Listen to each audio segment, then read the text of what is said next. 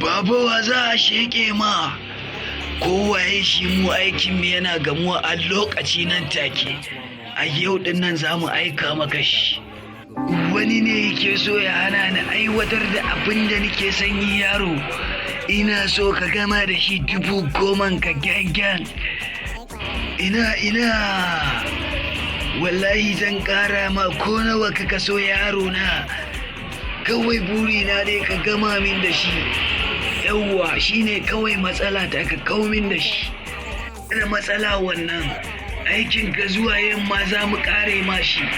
Zan kawo ma gawon shi ko a mace ko a raye. An riga da an gama da shafin shi.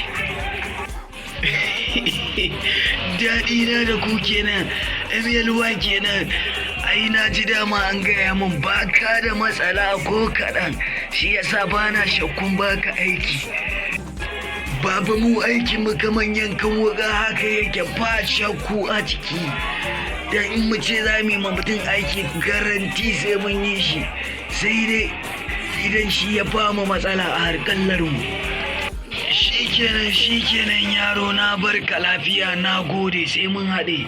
Kuɗin ka na nan a shirye.